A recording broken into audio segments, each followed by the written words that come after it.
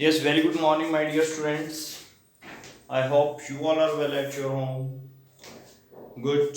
Okay, beta. Today we will start new chapter. Basically, as we had done, integration and the differentiation. Similarly, we have to do one more chapter with which is related with the mathematics, and that chapter is known as vectors. ये बेटा physics का part नहीं है, दोबारा से मैं तुम्हें बता रहा हूँ, ये मैथमेटिक्स का पार्ट है। जो मेडिकल स्टूडेंट्स हैं वो बहुत अच्छे से इस पार्ट को समझना, नॉन मेडिकल स्टूडेंट्स भी बहुत अच्छे से इस पार्ट को समझना, बिकॉज कि जब +2 में तुम्हारा मैथमेटिक्स में आएगा तब तक बहुत टाइम निकल चुका होगा। ओके, और इसके बिना हम आगे प्रोसीड नहीं कर पाएंगे। 95% न्यूमेरिकल्स के अंदर वेक्टर्स की एप्लीकेशंस को यूज किया जाता है। डायरेक्ट क्वेश्चन बहुत रेयर आता है वेक्टर का, बट जो डिफरेंट क्वेश्चन हैं और क्वेश्चन हैं हमारे पास, उनमें वेक्टर्स के बिना हम सॉल्व नहीं कर पाते। ओके, बहुत इंपॉर्टेंट पार्ट है, बहुत ज्यादा इंपॉर्टेंट पार्ट है। इस टाइम को याद करोगे तुम कि मैं तुम्हें बता रहा हूँ ये इतना इंपॉर्टेंट पार्ट है कि अगर किसी ने ये पार्ट स्किप कर दिया या नहीं किया, अच्छे से नहीं किया, तो बहुत प्रॉब्लम्स फेस होने वाली हैं उसको फिजिक्स में, और बेसिकली फिजिक्स में, क्योंकि मैथमेटिक्स का तो चैप्टर है, तो तुम चैप्टर करोगे एट दैट टाइम जब +2 में आएगा। वो चैप्टर कब होगा कब नहीं होगा पता नहीं, लेकिन हमारी +1 में +2 में जो न्यूमेरिकल्स हैं हर जगह वेक्टर वेक्टर वेक्टर, जिस और बहुत सिंपल है, बहुत सिंपल है। जैसे 9th में तुमने पढ़ा ना, 9th क्लास से स्टार्ट होगी थी। मैं तुम्हें बताता हूँ, हमारे पास बेसिकली फिजिकल क्वांटिटीज क्या होती हैं। Physical quantities are those quantities which can measure. ठीक है, further we divided physical quantities into 2 categories. कौन कौन सी कैटेगरीज हैं? One is the scalar, other is the vector. Okay, scalar quantities हम पढ़ते थे कि are those quantities which have only magnitude. Vector quantities are those quantities which have magnitude as well as direction. अब मैं ये भी तुम्हें क्लियर करता हूँ कि स्केलर और वेक्टर्स क्या हैं, क्योंकि मुझे वेक्टर्स को बहुत डीपली करवाना है। ठीक है, इसमें तुम्हें जितने दिन लेने हैं, 1 दिन 2 दिन 3 दिन ज्यादा भी ले लोगे, कोई प्रॉब्लम नहीं है। रिवीजन बहुत अच्छे से करो, कंसंट्रेशन से इसके कंसेप्ट्स को समझो। जिसने वेक्टर्स पे कमांड बना ली वो कभी न्यूमेरिकल से डेरिवेशन से नहीं डरेगा। क्यों? वेक्टर्स की एप्लीकेशंस ही उनमें यूज होती हैं। और जिसने वेक्टर्स पे कमांड नहीं किया, रूल्स को नहीं समझा, तो वो नहीं कर पाएगा। बिल्कुल ऐसे ही जैसे मैथ में अगर तुम्हें मान लो प्लस और माइनस मल्टीप्लाई करना ही नहीं आता, तो मैथ कैसे करोगे? तो वेक्टर्स में भी मैं तुम्हें प्लस माइनस और मल्टीप्लिकेशन ही समझाने वाला हूँ, बट इसके प्लस माइनस और मल्टीप्लिकेशन के रूल्स एल्जेब्रिक मैथमेटिक्स से डिफरेंट होते हैं। जो हमारा नॉर्मल एल्जेब्रा मैथ होता है उससे इसके रूल्स डिफरेंट होते हैं। बट करना है हमने, दो वेक्टर्स को ऐड कैसे करना है, दो वेक्टर्स को सब्ट्रैक्ट कैसे करना है, दो वेक्टर्स को मल्टीप्लाई कैसे करना है, मल्टीप्लाई करने के क्या क्या मेथड्स हो सकते हैं, तो उनका रिजल्ट कैसे आएगा, तो ये सब कुछ हमें इसमें समझना है, इसके रूल्स को समझना है सिंपल। क्योंकि अगर तुम्हें एडिशन सब्ट्रैक्शन मल्टीप्लिकेशन नहीं आएगा वेक्टर्स का, तो तुम न्यूमेरिकल्स में कैसे करोगे? नहीं कर पाओगे। तो अगर नहीं कर पाए तो तुम क्या करोगे? उस चीज से डरने लगोगे, अपना मन चुराने लगोगे। तो हमें ऐसा नहीं करना, बहुत अच्छे से वेक्टर्स को करना है। मैं यूनिट सेकंड इसलिए अभी स्टार्ट नहीं कर रहा क्योंकि यूनिट सेकंड में बहुत ज्यादा यूज होता है वेक्टर्स का। पहले हम वेक्टर्स पे अच्छे से टाइम देंगे, फिर यूनिट 2 अपना स्टार्ट करेंगे, जिसमें हमें कोई प्रॉब्लम नहीं आएगी, बहुत स्मूथली हमारा वो यूनिट चलेगा। क्योंकि बेसिकली फिजिक्स अब स्टार्ट हो जाएगी तुम्हारी यूनिट 2 से, जिसको हम बोलते हैं ना हाई लेवल फिजिक्स, वो तुम्हारा यूनिट 2 स्टार्ट हो जाएगा, डीप नॉलेज तुम्हें मिलने लगेगी। ठीक है, ओके। तो बेटा मैं तुम्हें बताने जा रहा था कि स्केलर और वेक्टर्स क्या है। स्केलर में बेटा सिर्फ मैग्नीट्यूड की जरूरत है। मैग्नीट्यूड का मतलब होता है सिंपल आंसर। जैसे मान लो मैं तुमसे क्वेश्चन करता हूँ, लाइक क्वेश्चन है कि फॉर एग्जाम्पल एक सिचुएशन क्रिएट करते हैं कि मान लो तुम मार्केट गए हो कुछ परचेज करने, और तुम्हें बता दिया गया कि तुमने इतने केजी इस प्रोडक्ट को परचेज करना है। ठीक है, तो तुम उतने केजी उसको परचेज करते हो। तो मैं पूछता हूँ कि कितने केजी तुम परचेज करके आए, तो तुम आंसर करोगे 1 केजी 2 केजी 3 5 10 जो भी है। तो वो जो तुमने आंसर किया है कि तुम कितनी अमाउंट किसी चीज की लेकर आए हो, वो अमाउंट को हम मैग्नीट्यूड बोलते हैं।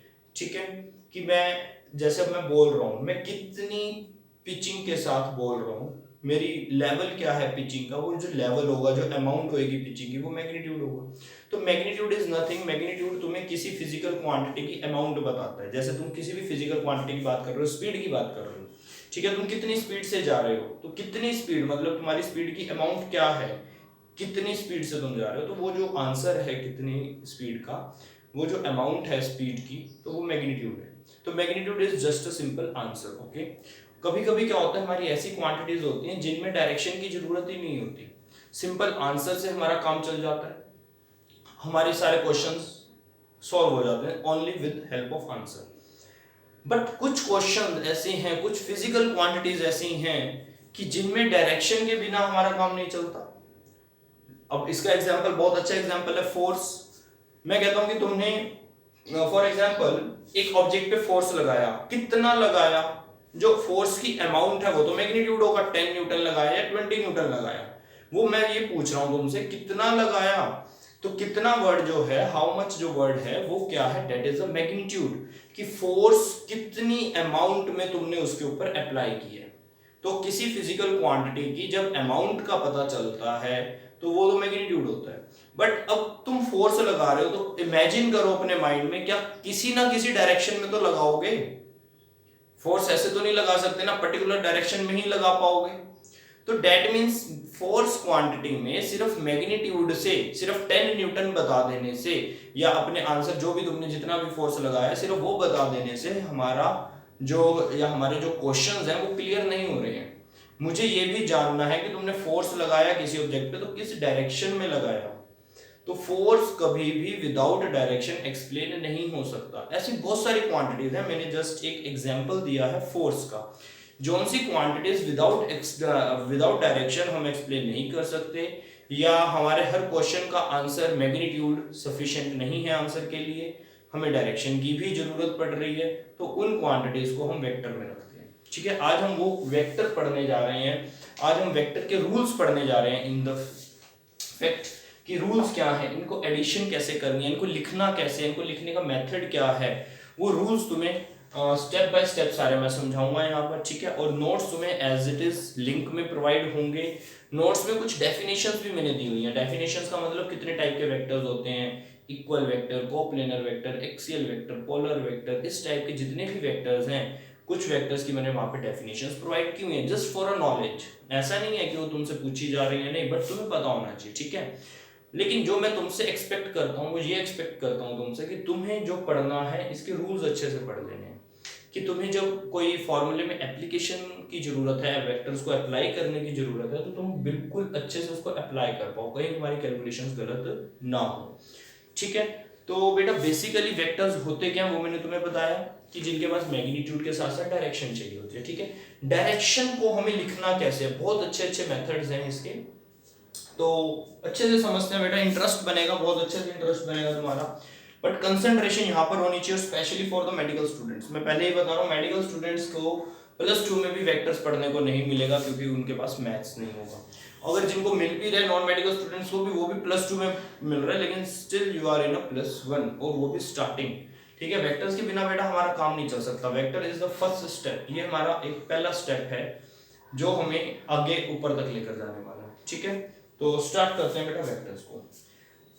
सबसे पहला काम होता है वेक्टर को बनाना कैसे। बेटा मैं यहाँ पे समझा रहा हूँ, नोट्स में मैंने कंप्लीट लिखा हुआ है, जो चीज नोट्स में नहीं है वो मैं तुम्हें बता दूंगा, वो तुम नोट कर लेना फ्रॉम बोर्ड। ओके, बाकी नोट्स में तुम्हें A to Z सब कुछ मिल जाएगा। Okay, now start. यहाँ पर बेटा मैंने एक पॉइंट बनाया और ये एक एरो बना दिया। बेसिकली ये एरो वेक्टर्स में बहुत अपने आप में बहुत मीनिंगफुल हो जाता है। क्या मीनिंग है देखते हैं। इसको बेटा क्या बोलते हैं, ये जो स्टार्टिंग पॉइंट है इसको हम इनिशियल पॉइंट बोलते हैं। ठीक है, this is the initial point, it is also known as a tail. Okay, ये जो एरो है इसको बेटा हम हेड बोलते हैं, इसमें फाइनल पॉइंट बोलते हैं और हेड बोलते हैं। This is the final point, final position बोल लो, फाइनल पॉइंट बोल लो। ठीक है, और ये यहां से लेके यहां तक जो ये गैप है, ये गैप क्या बताता है, ये गैप तुम्हारे इस वेक्टर की मैग्नीट्यूड को रिप्रेजेंट करेगा। अगर मैं छोटा सा वेक्टर बना दूं, ठीक है, ये टेल हो जाएगा, ये हेड हो जाएगा, वेक्टर हेड। ठीक है, तो ये एरो क्यों लिया गया वेक्टर में, क्योंकि वेक्टर में एरो इसलिए ले लिया गया है रिप्रेजेंटेशन के लिए। This is the graphical representation of the vector. ये ग्राफिकल रिप्रेजेंटेशन है वेक्टर की। वेक्टर को हम दो टाइप से रिप्रेजेंट करते हैं बेटा। मैथमेटिकली रिप्रेजेंटेशन होती है जिसको हम सिंबॉलिक रिप्रेजेंटेशन भी बोलते हैं कि सिंबल्स की फॉर्म में। एक ग्राफिकल रिप्रेजेंटेशन होती है एरोस की फॉर्म में। हमें दोनों समझनी है, ठीक है। तो स्टार्टिंग है बेटा, ये टेल है, ये हेड है, ठीक है। ये जितनी लेंथ होगी वो मैग्नीट्यूड होगा। अगर छोटी लेंथ है तो समझो मैग्नीट्यूड कम है वेक्टर का। बट एरो का मतलब है कि डायरेक्शन तो है इसके पास, इसलिए हमने इसका जो सिंबल बनाया हुआ है, जो रिप्रेजेंटेशन दी हुई है, वो एरो हेड दिया हुआ है। तो एरो का मींस डायरेक्शन, ठीक है। वेक्टर क्वांटिटीज जिनमें डायरेक्शन है, सिंपल। ओके, ये एक वेक्टर हमने बनाया। This is the graphical representation of the vector. This is the graphical representation, ठीक है बेटा। मैथमेटिकल रिप्रेजेंटेशन भी कैसी होती है वो भी देखते हैं, और एक सिंबलिक रिप्रेजेंटेशन कैसी है वो भी देखते हैं। सिंबलिक रिप्रेजेंटेशन क्या है, मान लो मेरे पास ए है, कोई क्वांटिटी है ए। मैं कहता हूं इसको मुझे वेक्टर में, this is the vector quantity, और इसको वेक्टर की फॉर्म में कैसे लिखूं। बहुत सिंपल है, इसके ऊपर एक एरो हेड बना दो। अगर किसी क्वांटिटी पे ये एरो हेड बना हुआ है, एरो हेड बना हुआ है, तो that means this A belongs to vector quantity. तो ये ए वेक्टर क्वांटिटी का हो जाएगा, ठीक है। और वेक्टर क्वांटिटी का हो जाएगा, इट्स ओके। ये कौन सी रिप्रेजेंटेशन थी, ग्राफिकल रिप्रेजेंटेशन। ये कौन सी रिप्रेजेंटेशन आ गई बेटा, this is known as a कौन सी, सिंबॉलिक रिप्रेजेंटेशन। अब मैं तुम्हें लेकर आ रहा हूं मैथमेटिकल रिप्रेजेंटेशन पे। हाँ, मेरे ख्याल से नोट्स में तुम्हें मैथमेटिकल रिप्रेजेंटेशन शायद नहीं मिलेगी, तो लिख लो। अगर नहीं मिलेगी आगे मिलेगी, तुम अभी लिख सकते हो अपने नोट्स में, क्योंकि जो पॉइंट्स तुम्हें अच्छे लगते हैं ना वो लिखा करो। क्योंकि नोट्स तुमने ऐसे बनाने हैं जैसे कॉलेज में स्टूडेंट्स नोट्स बनाते हैं। कॉलेज में क्या होता है, कॉलेज में कोई तुम्हारे प्रोफेसर नोट्स चेक नहीं करते हैं, ठीक है। तो तुम बनाओ ना बनाओ सब तुम्हारे ऊपर डिपेंड करता है, क्योंकि वो समझते हैं यू आर इनफ मेच्योर। अब तुम मेच्योर, मेरे लिए भी तुम मेच्योर हो चुके हो, ठीक है। कोई छोटे बच्चे नहीं हो, तुमने अपनी स्ट्रीम सिलेक्ट कर ली, तुमने अपनी लाइफ में सबसे सबसे सबसे बड़ा डिसीजन लिया हुआ है, ठीक है। ये एक सबसे बड़ा डिसीजन होता है, तो ये कोई इमेच्योर पर्सन नहीं ले सकते। कि तुमने बहुत फ्यूचर को सोचते हुए, अपनी कैपेबिलिटी को देखते हुए डिसाइड किया तुम्हें मेडिकल लेना है, नॉन मेडिकल लेना है, कॉमर्स लेना है, क्या लेना है। That means you have decided your future in this stream. तुमने अपना फ्यूचर डिसाइड किया इस स्ट्रीम के अंदर, तो that means you are mature person, okay. तो ठीक है, फिर तुम अपने नोट्स भी ऐसे बनाओ जैसे एक मैच्योर पर्सन के नोट्स होते हैं, कि नोट्स में सब कुछ हो, एक खजाना हो वो, ठीक है। हर चीज हो, करवाऊंगा मैं, लिखवाऊंगा मैं, मेंटेन तुमने करना है। जैसे हेडिंग को किसी कलरफुल पेन से लिख लिया। मेरे पास लास्ट ईयर के कुछ स्टूडेंट्स थे, और प्लस टू में भी बहुत अच्छे अच्छे स्टूडेंट्स थे। तो अगर तुम्हारा कोई नोन है, उनमें कोई फ्रेंड है, तो तुम उनकी नोटबुक्स चेक कर सकते हो बेटा। हेडिंग को पिंक पेन से लिखते थे, डायग्राम में 2-3 कलर्स के पेन यूज करते थे। इतने प्यारे नोट्स बनाए थे बच्चों ने, बहुत प्यारे नोट्स बनाए थे, ठीक है। तो मैं चाहता हूँ सभी बच्चे नोट्स बहुत अच्छे से मेंटेन करो, बिल्कुल उसके अंदर लीनियंट नहीं होना, बिल्कुल भी हमें आलस नहीं करना नोट्स को लेके, बहुत प्यारे नोट्स बनाने हैं। क्योंकि जितने अच्छे नोट्स बनेंगे ना, उतना ही तुम्हारा पढ़ने का दिल करेगा, नोटबुक देखने का दिल करेगा। नोटबुक देखने का दिल करने का मतलब पढ़ने का दिल करेगा। नोट्स गंदे होंगे, मन चुराओगे तुम, मजा भी नहीं आएगा, पढ़ने का भी मजा नहीं आएगा, बिल्कुल बेकार हो जाएगा सब कुछ। तो इसलिए नोट्स अच्छे बनाना, मेरी राइटिंग जैसे नहीं बनाना, तुमने अच्छी राइटिंग में बनाना है। मेरी राइटिंग तो थोड़ी सी बहुत अच्छी है, मतलब कहने का, मेरे टीचर्स ने मुझे टॉलरेट किया, तुम भी मुझे टॉलरेट कर रहे हो, तो कोई बात नहीं। बट तुम अच्छे नोट्स बनाओ, ठीक है। नोट्स मैं भी बहुत अच्छे बनाता था, थोड़ी राइटिंग मेरी बस ऐसी थी जो ये है, ओके। तो बेटा स्टार्ट करते हैं मैथमेटिकल रिप्रेजेंटेशन। देखो, मैथमेटिकल रिप्रेजेंटेशन से पहले मैं तुमसे जानना चाहता हूं वेक्टर के पास क्या क्या होता है। आंसर है, वेक्टर के पास मैग्नीट्यूड तो होगा ही होगा। क्यों भाई, मैग्नीट्यूड क्यों जरूरी क्यों है? अरे मैग्नीट्यूड ही तो तुम्हें किसी फिजिकल क्वांटिटी की अमाउंट बताएगा। मान लो फोर्स की बात कर रहे हो तो कितना लगाया, वो तो मैग्नीट्यूड ही नहीं बताना है। मैग्नीट्यूड मस्ट है, वो तो है ही है, ठीक है। डायरेक्शन ऑप्शनल हो जाती है, स्केलर में होती ही नहीं है और वेक्टर्स में होती है। तो मैग्नीट्यूड के साथ साथ हमें मल्टीप्लाई करनी पड़ेगी बेटा डायरेक्शन। तो ये दोनों चीजें मिलकर, मैग्नीट्यूड एंड डायरेक्शन मिलकर तुम्हें वेक्टर दे देता है, ठीक है। अब इसको माइंड में रखते हुए, जो डेफिनेशन है उसको माइंड में रखते हुए, मैं क्या करता हूं, मैथमेटिकल रिप्रेजेंटेशन तैयार करता हूं। मुझे ए का रिप्रेजेंटेशन करना है, दिस इज ए, वेक्टर है तो ऊपर वेक्टर लगा देता हूं। एग्जांपल दे रहा हूं ना, ए, कि कोई एक वेक्टर क्वांटिटी है। ए का मैग्नीट्यूड कैसे लिखूं? आंसर है मैग्नीट्यूड लिखना क्या, एरो हटा दो, मैग्नीट्यूड बन गया। तो मैग्नीट्यूड लिखूंगा ए, क्योंकि एरो देता है डायरेक्शन और ए बताता है मैग्नीट्यूड, ठीक है ना। तो ए के ऊपर एरो लगाने का मतलब उसके पास मैग्नीट्यूड भी है और डायरेक्शन भी है, मींस वो वेक्टर है, that is the complete vector. अब मुझे इसकी रिप्रेजेंटेशन करनी है, तो दैट इज द ए। समझना ध्यान से बेटा, मल्टीप्लाई करना है डायरेक्शन को, ये बहुत इंपॉर्टेंट समझना है कि मैं कुछ मल्टीप्लाई करने जा रहा हूं। ध्यान रखना बेटा, अगर मैं यहां पर देखो, बहुत इंपॉर्टेंट पॉइंट है, बहुत ध्यान से समझना, please concentrate on this point. If we will multiply something with any number, then output or answer of that will be change. तो इसका आंसर बदल जाएगा। मल्टीप्लाई कर दिया भाई तुमने, मैं कहता हूं तुमने 10 न्यूटन फोर्स लगाया, मैग्नीट्यूड लिख दिया 10, मल्टीप्लाई कर दी डायरेक्शन 2, तो आंसर हो गया 20। भाई तुम्हारा 10 न्यूटन फोर्स 20 थोड़ी ना बन जाएगा, 10 न्यूटन रहेगा तो 10 न्यूटन ही। मेरा कहने का मतलब समझो, मेरा जो अंदर से मैं तुम्हें समझाना चाहता हूं उस चीज को समझने की कोशिश करो कि I don't want to change magnitude. ये भी कह सकते हैं we can not change magnitude, हम मैग्नीट्यूड को चेंज ही नहीं कर सकते। मैग्नीट्यूड चेंज भी ना हो और मल्टीप्लाई भी हो जाए, पॉसिबल है? हम कहेंगे है। कैसे? 1 से मल्टीप्लाई करो ना, जैसे ये 2 है, 2 को अगर मैं 5 से मल्टीप्लाई करूंगा डेफिनेटली तो 10 बन जाएगा। मैं चाहता हूं ये 2 ना चेंज हो, 2 का 2 ही रहे, आंसर यही आए मेरे पास, क्योंकि ये मैग्नीट्यूड मानो, इसको डायरेक्शन मान लो। मैं चाहता हूं मैग्नीट्यूड चेंज ना हो, तो दैट नंबर शुड बी 1, तो ये 1 होना चाहिए। 2 into 1 क्या हो जाएगा? हो गया 2। आ गया समझ आंसर? तो मैं तुम्हें क्या कहना चाह रहा हूं कि मुझे डायरेक्शन को भी मल्टीप्लाई करना है, बट इस मैग्नीट्यूड को भी चेंज नहीं करना, तो मुझे 1 से मल्टीप्लाई करना पड़ेगा। और 1 का मतलब होता है, या 1 की जो प्रोनाउंसिएशन है हमारे फिजिक्स में, हम 1 नहीं बोलते, हम उसको यूनिट बोलते हैं। ये मैं तुम्हें ऑलरेडी क्लियर कर चुका हूं पॉइंट। तो यूनिट का मतलब क्या होता है? 1।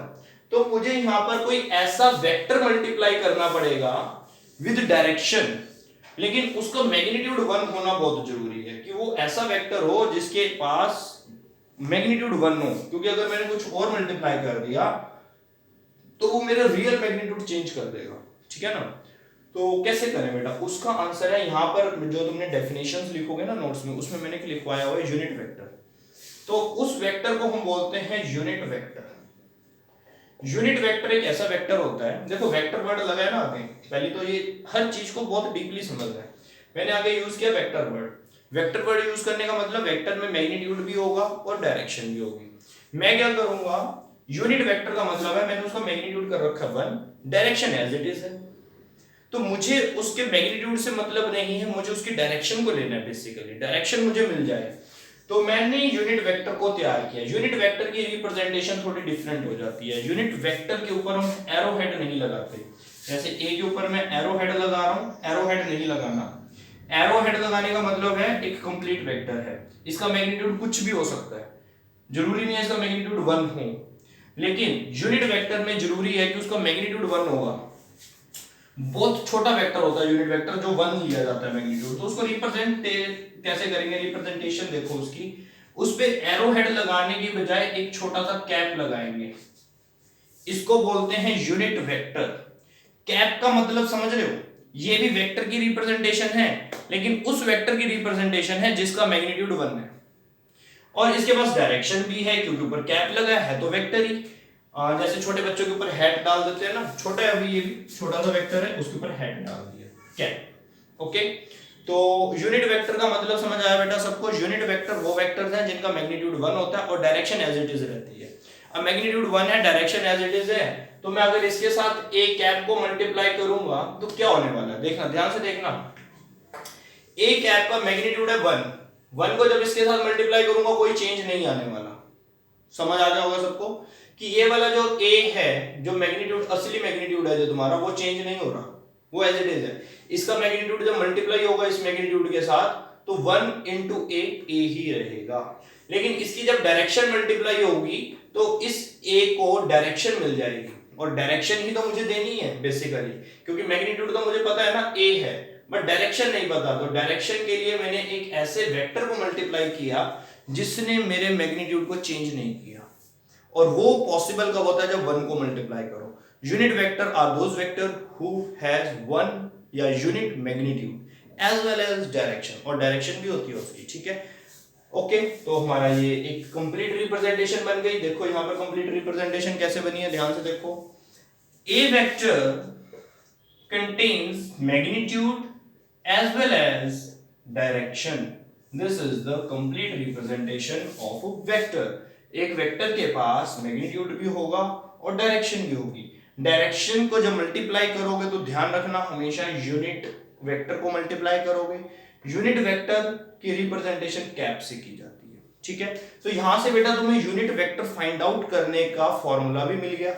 कैसे मिल गया यूनिट वेक्टर? अगर मैं कहता हूं यूनिट वेक्टर का फॉर्मूला बनाओ तो यूनिट वेक्टर हो गया ए कैप। तो कैसे फॉर्मूला बनेगा? ए वेक्टर डिवाइडेड बाय मैग्नीट्यूड, ठीक है।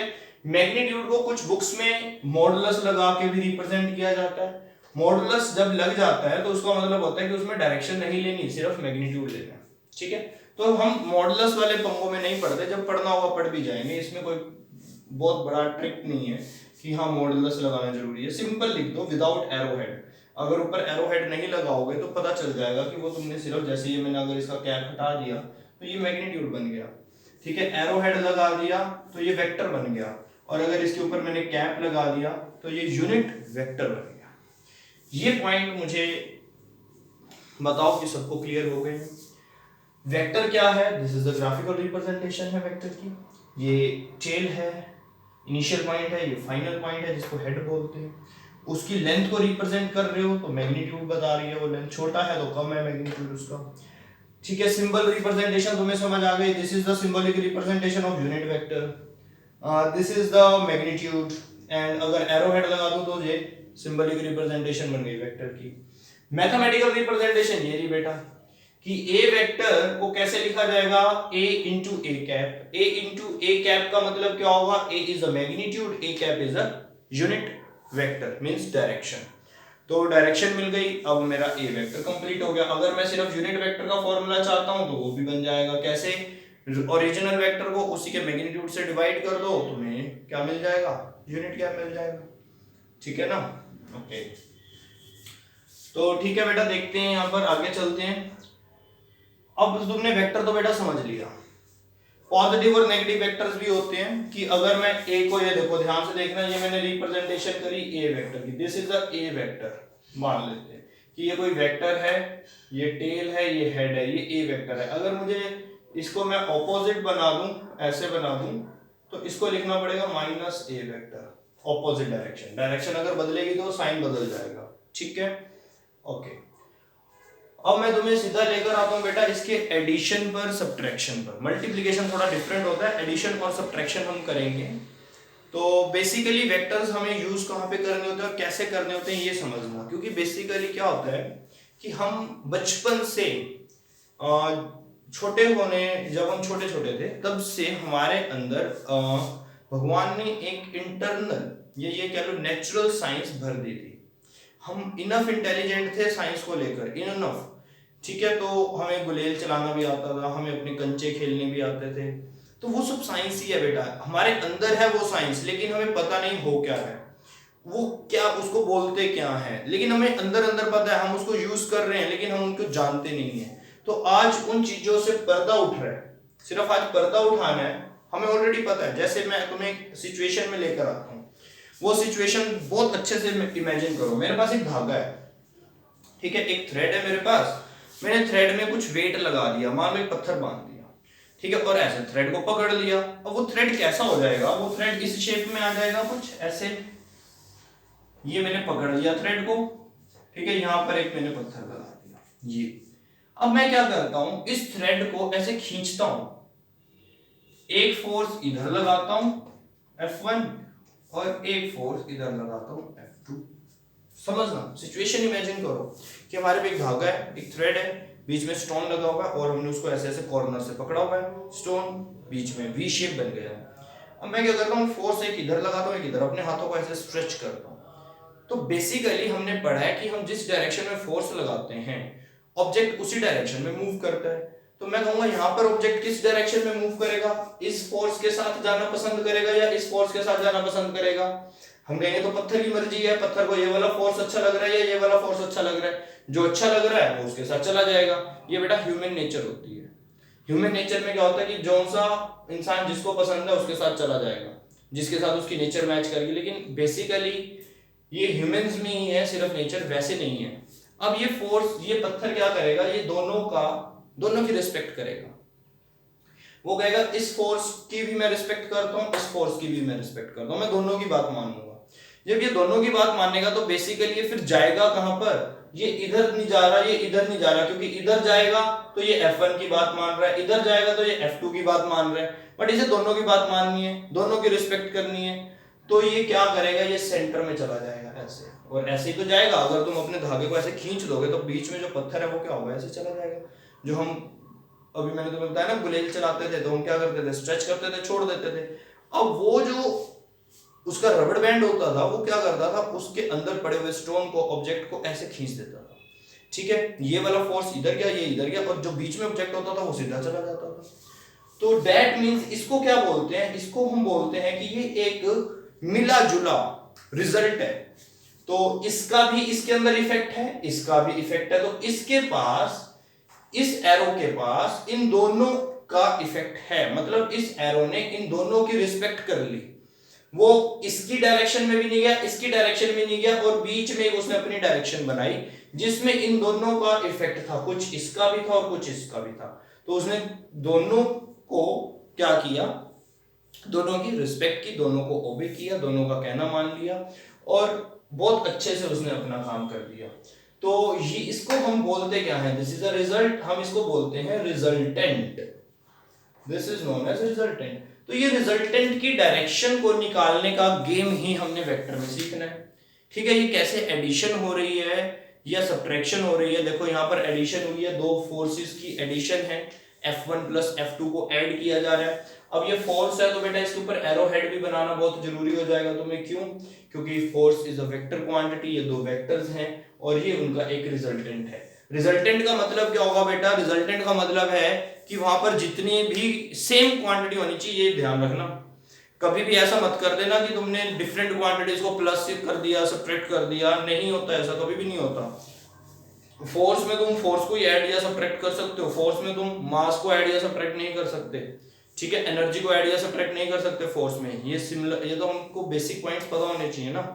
तो अब दोनों क्वांटिटी सेम है तो हम इसका रिजल्टेंट बनाएंगे। रिजल्टेंट का मतलब है वहां पर जितनी भी क्वांटिटीज हैं उन सब की रिस्पेक्ट करने के बाद जो फाइनल रिजल्ट आया है that is known as resultant. Okay, तो रिजल्टेंट कैसे बनते हैं वो तुम्हें सब अब मैं धीरे धीरे बता रहा हूँ स्टेप बाय स्टेप। एडिशन क्या होती है, सब्ट्रैक्शन क्या है, उनके रिजल्ट कैसे चेक किए जाते हैं।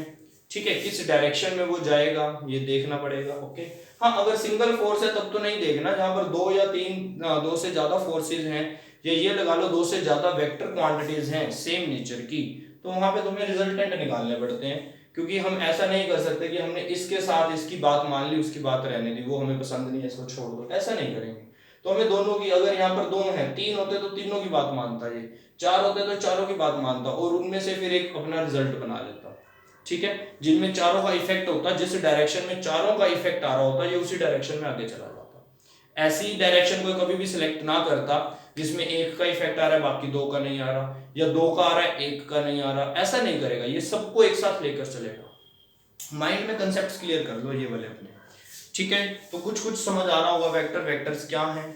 ठीक है, वेक्टर को लिखना कैसे है, यूनिट वेक्टर क्या है। यूनिट वेक्टर में मैग्नीट्यूड 1 होता है, अगर हम उसको किसी के साथ मल्टीप्लाई करेंगे तो वो मैग्नीट्यूड को चेंज किए बिना उस चीज को डायरेक्शन प्रोवाइड कर देगा जिसके साथ उसको मल्टीप्लाई किया जा रहा है।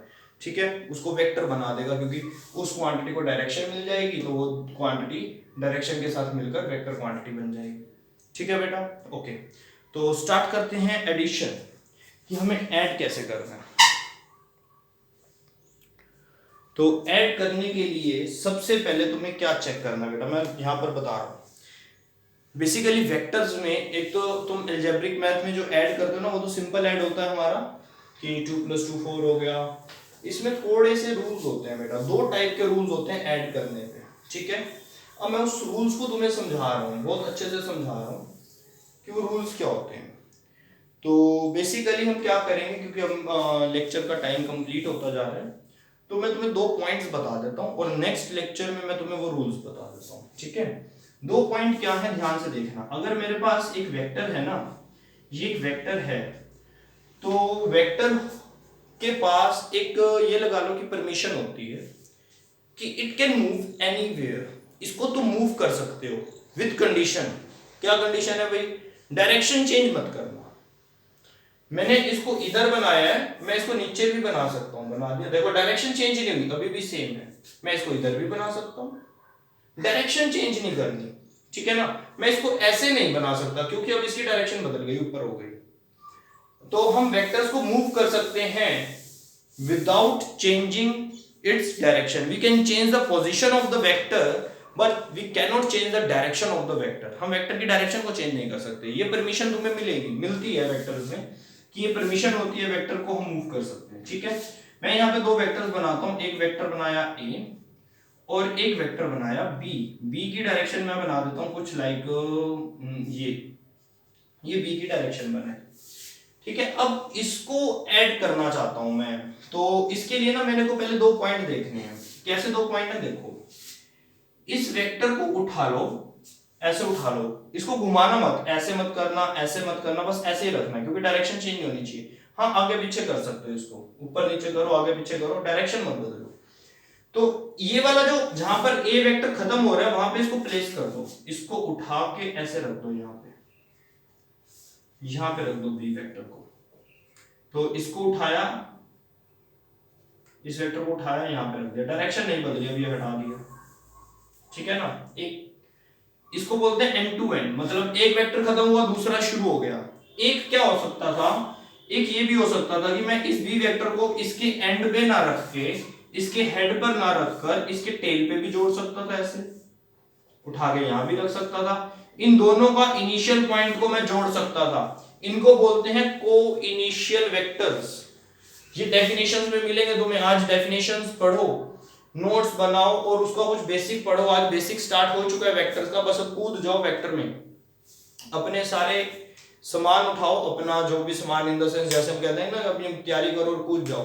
तो अब ऐसे ही अपने दिमाग की तैयारी करो, सामान उठाने का मतलब जो भी तुम्हारे दिमाग में आइडिया चल रहे हैं उनको साइड में करके एक वेक्टर्स को इंस्टॉल कर लो अपने माइंड में और स्टार्ट हो जाओ। एक एक स्टेप तुम्हें क्लियर करना है वेक्टर्स का, ठीक है। और मैं तुम्हारे साथ हूँ, कोई प्रॉब्लम है तो मैं यहाँ पे खड़ा हूँ, एक एक प्रॉब्लम तुम्हारी क्लियर की जाएंगी। ये बेटा बी वेक्टर है, ये ए वेक्टर है, ठीक है। 2 मेथड हैं। क्या मेथड है याद करो, या तो तुमने वेक्टर को उठा के एक वेक्टर खत्म हो रहा था वहां पे दूसरा वेक्टर स्टार्ट कर दिया, या फिर तुमने दोनों के इनिशियल पॉइंट्स को लेके जोड़ दिया। इनको बोलते हैं को इनिशियल वेक्टर्स। को इनिशियल, जिनके इनिशियल पॉइंट कॉमन होते हैं, कॉमन इनिशियल वेक्टर्स जिनको बोलते हैं को इनिशियल, ठीक है। तो ये तुम्हें याद करने पड़ेंगे कि को इनिशियल वेक्टर क्या है, और अगर मैं इसको यहां जोड़ दूं तो उसको क्या बोलना है। ये मैं तुम्हें इसलिए बता रहा हूं क्योंकि यही रूल्स आगे यूज होने हैं हमारे एडिशन में, एडिशन ऑफ वेक्टर्स में यही रूल्स हमारे यूज होने हैं। कल का लेक्चर थोड़ा इंपॉर्टेंट हो जाएगा क्योंकि कल तुम रूल सीखने जा रहे हो, एडिशन, सब्ट्रैक्शन, और इस रिजल्टेंट के लिए मैं तुम्हें कल एक डेरिवेशन दूंगा, ठीक है। तो बस अभी इतना ही करते हैं। ये याद करना कि को इनिशियल वेक्टर्स को हमने कैसे जोड़ा है, और ये याद रखना कि वेक्टर्स को मूव कर सकते हैं विदाउट एनी परमिशन, कि हमें कोई परमिशन लेने की जरूरत नहीं है, but we can not change the direction, direction हमें नहीं चेंज करनी। हाँ, जैसे ये बी वेक्टर यहाँ पर बनाया था, मैंने उसे उठा के यहाँ रख दिया, मैंने उसे उठा के यहाँ रख दिया, कहीं पे भी रख सकता हूँ, ठीक है। तो ये चीज का तुम ध्यान रखना। ओके बेटा, तो हम वेक्टर्स को जोड़ते कैसे? 2 मेथड होते हैं, या तो एंड टू एंड जोड़ देते हैं या फिर उनके इनिशियल पॉइंट्स को जोड़ देते हैं, ठीक है। ओके, यहाँ तक तुम्हें अच्छे से करना है बेटा, और फिर स्टेप बाय स्टेप करेंगे, कल करते हैं। आज मैंने तुम्हें थोड़ा सा इंपॉर्टेंस भी बतानी थी वेक्टर्स की, तो थोड़ा सा तो मैं वही बताने में टाइम चला गया, तो इसलिए कल हमें बस स्टार्ट करना है, कंटेंट करना है कल तो। ओके बेटा, have a nice day and stay at your home, stay safe, thank you.